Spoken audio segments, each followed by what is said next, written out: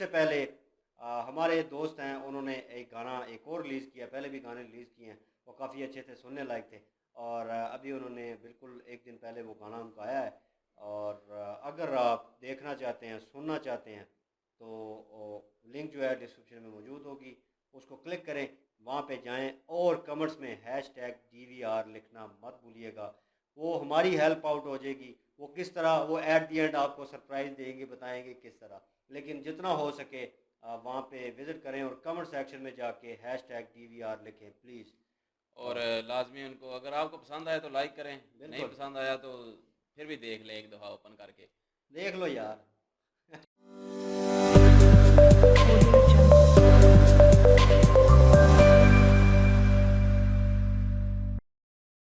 अस्सलाम वालेकुम, सलाम, नमस्ते, सत श्री अकाल। उम्मीद करता हूँ फिट होंगे, बेहतरीन होंगे, अपनी लाइफ अच्छे से एंजॉय कर रहे होंगे। हम दोनों की तरह आज एक और वीडियो, और उसका टाइटल है उसका टाइटल है जी big win for India against Pakistan, और डिफेंस डिटेक्टिव की वीडियो है जी। अभी देखते हैं वीडियो, और जी। बाकी बातें बाद में करेंगे, अपनी राय का इजहार बाद में करेंगे। और ओरिजिनल वीडियो का लिंक डिस्क्रिप्शन में मौजूद होगा, लाजमी इनको भी सपोर्ट करें और हमें भी सपोर्ट करें। मेरा नाम है राणा मोहम्मद अली और मेरे साथ हैं मलिक सगलान इकबाल सोगा। Let's start.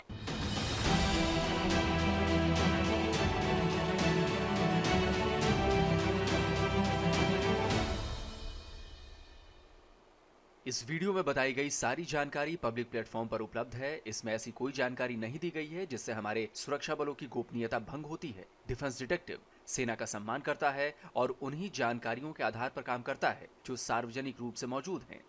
नमस्कार दोस्तों, डिफेंस डिटेक्टिव के एक और एपिसोड में आप सभी का स्वागत है। मैं हूं आलोक। तो भाई, भारत के लिए एक अच्छी खबर आई है और ये खबर पाकिस्तान के लिए बहुत बुरी है। हमारे लिए अच्छी खबर इसलिए है क्योंकि एक बार फिर पाकिस्तान पूरी दुनिया में सबूतों के साथ जलील होगा, और पाकिस्तान के लिए बुरी खबर इसलिए है क्योंकि इसकी वजह से उसकी छवि और दागदार हो जाएगी। तो दोस्तों, खबर यह है कि मुंबई हमलों का एक मास्टरमाइंड तहव्वुर राणा बहुत जल्द भारतीय एजेंसियों की मेहमान नवाजी में आने वाला है। कौन है तहव्वुर राणा? पाकिस्तानी फौज और आईएसआई से इसका क्या कनेक्शन है? क्या किया, कहां पकड़ा गया, कहां की अदालत इसे भारत को सौंपने वाली है? इन सभी सवालों के जवाब मैं आज आपको इस वीडियो में देने वाला हूं। वैसे तो देश पर हुए उस सबसे बड़े हमले में और भी पाकिस्तानी शामिल हैं, लेकिन तहव्वुर राणा उनमें बेहद खास है। फिलहाल ये अमेरिका में मौजूद है, उस पर केस चल रहा है और भारत को उसके खिलाफ बहुत बड़ी जीत मिली है। अमेरिकी कोर्ट ने उसे भारत को प्रत्यर्पित करने की मंजूरी दे दी है। अमेरिकी न्यूज वेबसाइट एबीसी न्यूज ने इसी 18 मई को तहव्वुर राणा के प्रत्यर्पण पर विस्तार से रिपोर्ट छापी है। इस रिपोर्ट के मुताबिक अमेरिका की कैलिफोर्निया कोर्ट ने 48 पन्ने के अपने फैसले में कहा है कि भारत ने राणा पर युद्ध छेड़ने, हत्या करने, दस्तावेजों में छेड़छाड़ कर धोखा देने, आतंकी गतिविधि के लिए फॉर्जरी करने, आतंकी वारदात की साजिश रचने और आतंकी वारदात को अंजाम देने के आरोप लगाए हैं, जिस पर अब अमेरिका भी कार्रवाई कर रहा है। राणा पर लगे आरोप भारत और अमेरिका के बीच हुई 1997 की प्रत्यर्पण संधि के दायरे में आते हैं, इसलिए कोर्ट भारत सरकार की प्रत्यर्पण की मांग को मंजूर करता है। अमेरिकी कोर्ट का यह फैसला पाकिस्तानी आतंकवाद के खिलाफ भारत की बहुत बड़ी जीत है।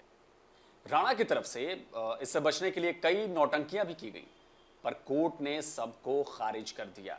जाहिर सी बात है, कोर्ट ने सबूतों के बिना पर फैसला किया है और उसने पाया है कि भारत की तरफ से जो उसके खिलाफ सबूत पेश किए गए हैं उन्हें नजरअंदाज नहीं किया जा सकता।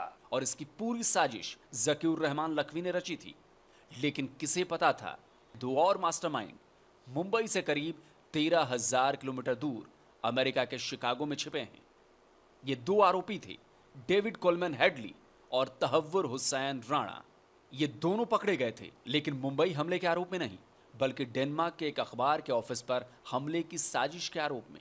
27 अक्टूबर को अमेरिका की इन्वेस्टिगेटिंग एजेंसी FBI ने जो स्टेटमेंट जारी किया, उसमें साफ लिखा था कि दोनों को डेनमार्क के उस अखबार के दफ्तर पर हमले की साजिश के आरोप में गिरफ्तार किया गया था जिसने कार्टून छापा था। राणा पहली बार 18 अक्टूबर 2009 में शिकागो से गिरफ्तार हुआ था, जबकि उससे ठीक 15 दिन पहले FBI ने डेविड हेडली को शिकागो के ही ओहारे एयरपोर्ट से धर दबोचा था। राणा की गिरफ्तारी में हेडली का रोल था क्योंकि पूछताछ में उसने राणा के बारे में जानकारी दी। पर तब तक मुंबई हमलों का कोई जिक्र नहीं हुआ। किसी को भी जरा भी ये शक नहीं हुआ कि इन दोनों का संबंध मुंबई पर हुए हमलों से भी है। जब इन्वेस्टिगेशन आगे बढ़ी और फिर उनके संबंध आतंकी संगठन लश्कर-ए-तैयबा से पुख्ता हुए तो एफबीआई का माथा ठनका और उसके बाद जो जानकारी मिली वो दिल को दहला देने वाली थी, क्योंकि उसे पता चल गया कि ये दोनों मुंबई हमलों में भी शामिल थे। देखिए, एफबीआई की गिरफ्त में एक नहीं बल्कि दो साजिशकर्ता थे। शिकागो, मुंबई और इस्लामाबाद के बीच की कड़ियां ढूंढी जा रही थी। सवाल उठ रहे थे कि आखिर तहव्वुर हुसैन राणा और डेविड कोलेमैन हेडली के बीच क्या रिश्ता है और ये कैसे ये दोनों मुंबई हमलों से कनेक्टेड हैं। दोनों के बीच कनेक्शन निकला भी, और एक कनेक्शन था बेहद गहरा कनेक्शन। तहव्वुर हुसैन राणा तो मुस्लिम नाम है, लेकिन डेविड कोलमैन हेडली नहीं। लेकिन दोनों न केवल मुस्लिम हैं बल्कि दोनों मूल रूप से पाकिस्तानी भी हैं। तहव्वुर राणा का जन्म पाकिस्तान के पंजाब में हुआ था। डेविड कोलमैन हेडली पैदा तो अमेरिका में हुआ था, लेकिन उसका बचपन पाकिस्तान में ही गुजरा था। European Foundation for South Asian studies की रिपोर्ट बताती है कि दोनों हाई स्कूल में साथ पढ़ते थे। बड़े होने पर दाऊद अमेरिका लौट आया। उसने साल 2006 में अपना नाम दाऊद गिलानी से बदलकर डेविड कोलमैन हेडली कर लिया, जबकि तहव्वुर हुसैन राणा ने हसन अब्दुल कैडेट कॉलेज से मेडिकल की पढ़ाई की और 10 साल तक कैप्टन जनरल ड्यूटी प्रैक्टिशनर के तौर पर पाकिस्तानी आर्मी मेडिकल कोर में काम किया। एफबीआई के मुताबिक हसन अब्दुल कैडेट कॉलेज में ही राणा और हेडली की दोस्ती हुई थी। इस कॉलेज का अब्दालियंस नाम का एक इंटरनेट पर ग्रुप है जिसमें राणा और हेडली दोनों शामिल थे। 10 साल पाकिस्तानी आर्मी में काम करने के बाद राणा ने फौज छोड़ दी। साल 1997 में राणा अपने परिवार के साथ कनाडा में जाकर बस गया। जून 2001 में उसे कनाडा की नागरिकता भी मिल गई। फिर राणा शिकागो चला आया। यहां उसने कई तरह के बिजनेस शुरू कर दिए, जिसमें एक काम इमिग्रेशन सर्विस का भी था। उसकी एजेंसी का नाम फर्स्ट वर्ल्ड इमिग्रेशन सर्विस था। इसी इमिग्रेशन सर्विस के जरिए राणा ने आतंक की जड़ें फैलानी शुरू की। एफबीआई की रिपोर्ट बताती है कि David Headley First World Immigration Service में बतौर कंसल्टेंट जुड़ा हुआ था। साल 2009 में गिरफ्तारी के बाद उसकी आतंक की जड़ें दुनिया के सामने आने लगी। राणा पर डेविड हेडली के साथ मिलकर मुंबई हमले की साजिश रचने और उसे अंजाम तक पहुंचाने के आरोप लगे। मुंबई हमलों की जांच बताती है कि साल 2005 में लश्कर-ए-तोयबा की तरफ से हेडली को मुंबई हमले की तैयारी करने का आदेश दिया गया। पहली बार हेडली 2005 में ही मुंबई पहुंचा था। इसके बाद उसे वहां पैर जमाने के लिए कोई ठिकाना चाहिए था। इसमें राणा उसका मददगार बना। 2006 में मुंबई में राणा ने अपनी कंपनी का एक ऑफिस खोला जिसका जिम्मा हेडली को दिया। इमिग्रेशन सर्विस के नाम पर हेडली ने मुंबई में हमले की प्लानिंग की, कहां-कहां हमला करना है इसकी रेकी की, आतंकी कैसे मुंबई में आएंगे इसकी भी प्लानिंग की। राणा ने इसके लिए हेडली को कई तरह के फर्जी दस्तावेज तैयार करके दिए ताकि उसे किसी तरह की जांच में कोई दिक्कत ना आए। मुंबई हमला भारत के खिलाफ युद्ध था। वो एक बड़ी आतंकी वारदात थी जिसमें 166 मासूमों की जान चली गई थी। राणा पर ये सारे आरोप लगाए गए। हेडली मुंबई हमलों के मामले में दोषी करार दिया जा चुका है। अमेरिका की कोर्ट ने उसे 35 साल की जेल की सजा सुनाई है। अब आपके मन में सवाल उठेंगे कि जब राणा को भारत लाया जा रहा है तो मुंबई हमलों के दूसरे साजिशकर्ता डेविड कोलमैन हेडली को क्यों नहीं? तो दरअसल हेडली ने गिरफ्तारी के फौरन बाद अपने अपराध स्वीकार कर लिए थे। वो सरकारी गवाह भी बन गया था और अमेरिकी कानून के मुताबिक उसे इसका फायदा मिला। इसी वजह से हेडली का प्रत्यर्पण नहीं हो सकता। इधर राणा ने भी पूरी कोशिश कर ली कि उसे भारतीय एजेंसियों को ना सौंपा जाए, पर ऐसा हो न सका। 27 जून 2020 को पीटीआई के हवाले से बिजनेस टुडे में छपी इस खबर में बताया गया है कि राणा ने यूएस कोर्ट में अपील की थी कि जिस तरह हेडली को भारत नहीं भेजा जा रहा वैसे ही उसका भी एक्स्ट्राडिशन न किया जाए। तब कोर्ट में अटॉर्नी ने कहा था कि हेडली ने पकड़े जाने के फौरन बाद ही अपना गुनाह कबूल कर लिया था, जबकि राणा ने ऐसा नहीं किया। इसीलिए उसे हेडली की तरफ फायदा नहीं मिलेगा। देखिए, राणा का भारतीय एजेंसियों को सौंपा जाना इसलिए भी बहुत बड़ी जीत है क्योंकि इससे पाकिस्तान को इंटरनेशनल प्लेटफॉर्म्स पर बेनकाब करने में भारत को बहुत बड़ी मदद मिलेगी। ये इसलिए भी बड़ी बात है क्योंकि भारत की तरफ से लाख सबूत देने के बाद भी मुंबई हमलों में जो आतंकी शामिल थे, पाकिस्तानी आतंकी, उनका अब तक कुछ नहीं हुआ।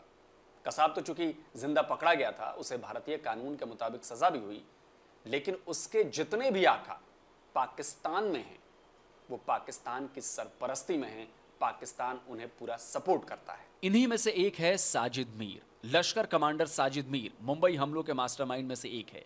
एक लंबे वक्त तक पाकिस्तान ने माना ही नहीं कि साजिद मीर पाकिस्तान में है, लेकिन जब एफएटीएफ की तलवार पाकिस्तान को गहरे जख्म देने लगी तो उसने बचने के लिए साजिद मीर की गिरफ्तारी दिखाई। साजिद मीर की गिरफ्तारी की खबर पाकिस्तानी अखबारों में भी छपी, जो इस बात का सबूत थी कि भारत ने जो आरोप पाकिस्तान पर लगाए थे वो बिल्कुल सच्चे थे। यही नहीं, साजिद मीर वो आतंकी है जो अमेरिकी एजेंसी FBI की मोस्ट वांटेड लिस्ट में भी शामिल है। उसके ऊपर अमेरिका ने $5 मिलियन का इनाम भी रखा हुआ है।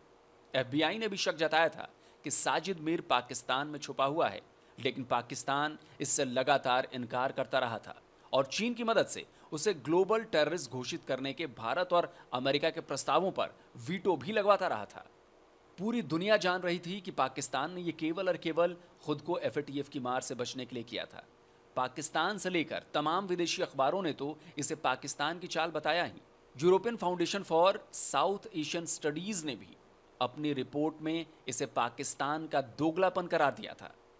और अब जब तहव्वुर हुसैन राणा को भारत लाने का रास्ता साफ हो गया है, तो इसका सीधा मतलब है पाकिस्तान के लिए मुसीबतों का एक और पहाड़ खड़ा होना।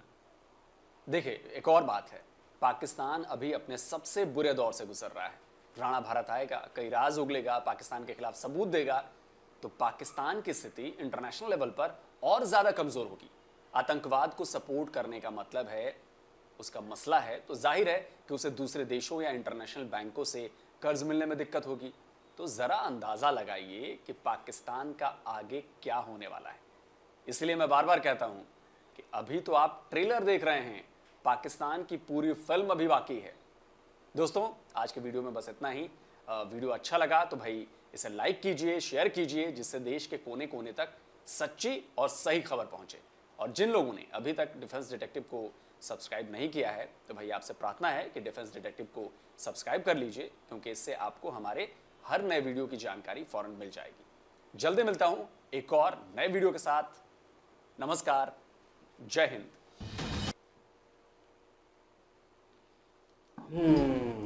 जी गाइस, डिफेंस डिटेक्टिव वालों ने तो जो जितनी ये मतलब ज़ाहिर है न्यूज़ है, सच्ची है न्यूज़, और उन्होंने उस पर डिस्कस किया। और इनकी मुझे एक बात अच्छी और लगती है, ये लोग भाई जो है ना, ये किसी को गाली नहीं देते कि पाकिस्तान बेशक जैसा भी है ना, जो ऑथेंटिक बात होती है ना, उसको लेके सिर्फ ये कहते हैं कि पाकिस्तान ने ये किया। ये नहीं है कि पाकिस्तान को गलत वर्ड यूज़ करें या कुछ ऐसा करें। ये इनकी बात मुझे बहुत ज़्यादा पसंद है और इनके बोलने का अंदाज़ भी मुझे बहुत अच्छा लगता है। और जब बोलते हैं ना तो बड़ा मतलब पोलाइट सा बोलते हैं और स्माइल दे के बोलते हैं, अट्रैक्टिव सा हो जाता है बंदे का वैसे ही, और बंदा कहता है कि इनकी बात सुननी चाहिए, ऐसा माहौल पैदा हो जाता है। तो इस लिहाज से मुझे ये मतलब बिल्कुल अच्छे लगते हैं। और बाकी अभी बात करते हैं राणे की, तो राणा जो है वो तो पहली बात है, वो तो है ही कैनेडियन नेशनैलिटी का है, ठीक है। पाकिस्तानी शायद था या नहीं था, वो तो जब साबित कुछ हुआ भी है पाकिस्तानी था। और दूसरा साथ डेविड था, वो तो पकड़ा गया और उसने उसका नाम लिया राणे का और सारी बात बताई और उसको वादा माफ गवाह जो है बन गया और उसको सज़ा जो है वो सिर्फ अमेरिका में ही मिलेगी। और बाकी राणे को जो है वो इंडिया भेज रहे हैं। और अभी देखते हैं कि राणा जब इंडिया आएगा उसके बाद क्या बोलता है क्या नहीं बोलता, उसके बाद ही फिर कुछ बात कही जा सकती है ना। अभी तो ये बिल्कुल कंफर्म तो है नहीं है ना कि इसमें पाकिस्तान मुलव्वस है या नहीं है, या कोई एक अलहदा ग्रोह है या कुछ ऐसा वैसा हो सकता है। तो ये तो जब वो आएगा, वो सारे राज निकलेगा, सबूत देगा, उसके बाद ही कंफर्म होगा और उसके बाद ही सारा ये होता है कि कौन मुलव्वस है। उससे पहले तो सिर्फ ये होता है कि जिस अभी वो भी बता रहे थे ऐसे ही कि अभी वो बताएगा, फिर पता चलेगा कि पाकिस्तान में कौन कौन सरगना है इसके पीछे, और बाद में ये सारी डिटेल पता चलती है। बिल्कुल। और अभी मुझे ये नहीं समझ आती, चलो इंडिया पाकिस्तान का तो एक हिसाब हो रहा है, लेकिन वो अमेरिका में क्यों हमला कर रहे थे? चलो उधर भी हमला उन्होंने कर दिया और पकड़े भी गए और उनको वहाँ पे सज़ा हो रही है। अभी वो इंडिया का बीच में 26/11 जो है वो भी आ गया। बाकी मैं कहता हूँ कि जो धमाका हुआ है 26/11, 9/11, कोई भी, मैं कहता हूँ वो बहुत बुरा हुआ है। मजम्मत करते और हैं जी इस चीज़ की बहुत मैं ज़्यादा। वाकई उस चीज़ के ख़िलाफ़ हूँ कि किसी की जान लेना, किसी मासूम की जान लेना, बिल्कुल मैं ख़िलाफ़ हूँ इस चीज़ के। उसमें जो कोई भी होगा मैं कहता हूँ उसको फांसी लगाएं। जैसे कसाब गया, कसाब को आप लोगों ने पकड़ा, जो भी मतलब उसने ज़ाहिर है वो अटैक किया था, अगर वाकई उसने अटैक किया है तो वाकई उसकी मौत का वो हकदार था, लाजमी वो हकदार था सरेआम इसी मौत लटकाना का, चाहिए इसको। इसी मौत का हकदार था। और इस चीज़ में हम आप लोगों के साथ हैं। अगर कोई किसी की मासूम की जान लेता है तो बिल्कुल। उसको टांगना चाहिए, लेकिन अगर हो सकता है कोई बेकसूर अगर टांगा जाए तो वो गलत हो जाता है। हाँ, एक कसूरवार को लेके अगर हो सकता है कि पाकिस्तान बीच में ना हो इस मामले में, तो पाकिस्तान को बीच में मतलब ज़बरदस्ती घसीट ना हो, तो वो फिर वो भी गलत हो जाएगा। हाँ, अगर वो बताता है, सबूत देता है, तो फिर आप उसके हिसाब से एक्शन ले सकते हैं। अब वो आएगा इंडिया, उसके बाद इन्वेस्टिगेशन शुरू होगी, हायर तफ्तीश अथॉरिटी शुरू होगी, देखेंगे उसके बाद क्या उसके बाद करेंगे। कोई रिजल्ट निकलेगा, कोई सबूत आएंगे तो वो दिखाएंगे, फिर हम देखेंगे। अगर वैसे बाकी सबूत हुए तो हम भी ज़रूर मानेंगे आप लोगों के साथ। और बेशक आप उसको टांग दीजिएगा, हमें कोई दुख नहीं है, क्योंकि जो बंदा किसी मासूम एक की जान ले लेना वो कभी भी बेगुनाह नहीं हो सकता। मैं उसको बेगुनाह कहते ही नहीं हूँ। वो गुनहगार है और गुनहगार को सज़ा ज़रूर मिलनी भले चाहिए, वो किसी रिलीजन से भी हो। बिल्कुल किसी से भी हो। और रही बात पाकिस्तान की, पाकिस्तान की हालत तो वैसे ही मांदी हुई हुई है, ठीक है, इतनी तो है ही नहीं है। पहले भी ग्रे खाने के लिस्ट में लाले था, पड़े हुए हैं, ब्लैक क्या लिस्ट करना में है। बस जाने वाला था। अभी पता नहीं कितने पहले भी साबित हो चुके हैं, तो लेकिन पाकिस्तान कुछ हुआ नहीं है और होगा भी कुछ भी नहीं है। और अभी भी अगर साबित हो जाता है तो पाकिस्तान फिर से ग्रे लिस्ट में चला जाएगा। अभी ग्रे लिस्ट से निकला है तो पाकिस्तान के कौन से हालात ठीक हो गए हैं, एक बात है। हाँ। ग्रे लिस्ट से निकल गया है ना, अब लेकिन कौन से हालात ठीक हो गए हैं। लेकिन ये है कि अगर वो वाकई निकलता है तो उसको सजा दें। अगर वो वाकई है इस मामले में, उसको बेशक सरेआम फांसी दें। मैं ऐसे लोगों के हक में नहीं बोलता, मैं सिर्फ बोल रहा हूँ तो सिर्फ अपने पाकिस्तान के हक में बोल रहा हूँ, क्योंकि हो सकता है हमें पाकिस्तान को बदनाम करने के लिए झूठा भी कोई इल्ज़ाम लगाए, लेकिन अगर सबूत हुए तो हम मानेंगे कि हमारी गलती है। बिल्कुल। ये नहीं है कि हम मानेंगे नहीं, हम भी यहाँ पे बैठ कर एक्शन देते हैं तो हम भी मानेंगे कि गलती है। और बाकी अभी देखेंगे क्या होता है, उसके बाद ही फिर कोई बातें करेंगे इस पे। और जितना कि इन्होंने बताया उससे तो लगता है कि वाकई ये कसूरवार है। और अभी इसके खिलाफ जो भी सबूत आएंगे उससे कंफर्म हो जाएगा कि वाकई ये गुनहगार है। वाकई ये गुनहगार है तो फिर उड़ा दें, गोली मारें, चाहे जला दें, चाहे जो मर्जी करें, हमारा कोई राणा से तल्लक नहीं है। ये वही बात आ गई, राणा जी हमें माफ़ करना। मुझको राणा जी माफ करना। वही आ गया ना। बहरहाल जी तो वीडियो अच्छी थी इनकी। और इस पे ज़्यादा डिबेट हो नहीं सकती क्योंकि फैसला भी आया नहीं है। और अभी वही बात के लेके आएंगे, इन्वेस्टिगेशन होगी, वो पूरा प्रोसेस होगा, फिर उसके बाद सबूत सामने लाए जाएंगे, फिर हायर कमांड इसको देखेगी, फिर उसके बाद ये फैसले होंगे और फिर पता चलेगा कि हाँ ये पाकिस्तान में कहाँ पे था या क्या हुआ है। फिर पाकिस्तान से फिर जवाब आएगा कि यार ये ऐसे नहीं है, ये तो यहाँ पे था, या हमारा कसूर नहीं है, हम इसमें इन्वॉल्व नहीं है। तो ये दोनों पहलू देखे जाएंगे, उसके बाद आप ऑथेंटिक चीज़ पे वही फैसला बात कर रहा कर हूँ, सकते हैं। सबूत के बगैर तो कोई बंदा नहीं हो फैसला सकता। नहीं कर सकता ना, ना हम कर सकते ना आप लोग कर सकते हैं। बाकी ये सीरियस नोट बोलें तो हम बिल्कुल किसी हक में नहीं है कि यार किसी भी इंसान पे, निहत्थे इंसान पे हमला किया जाए। बिल्कुल। और यहाँ पे तो ये है कि कुछ हम तो अक्सर कह लें कि कोई कसूरवार होता है तो उसको भी छोड़ देते हैं कि यार चल छोड़ो, रब पे छोड़ दी और रब फैसला करेगा तो माफ़ हो जाता है। लेकिन यहाँ पे जो 9/11 हुआ है और 26/11 हुआ है, मैंने मूवी देखी है 26/11, और इन रियल वर्ड बोलूँ, मैं घबरा गया उस मूवी को देख के। वो वाकई ऐसे लग रहा था कि रियलिटी में ऐसे ही हुआ होगा। और इसी तरीके के वो CCTV फुटेज आई थी, वो भी मैंने देखी हुई थी। और उसके बाद मेरे मुंह से बेसाख्ता मैं मूवी देख रहा था, गालियाँ निकल रही थी और मुझे गुस्सा आ रहा था शदीद किस्म का। और उसमें बच्चे भी थे, औरतें भी थीं।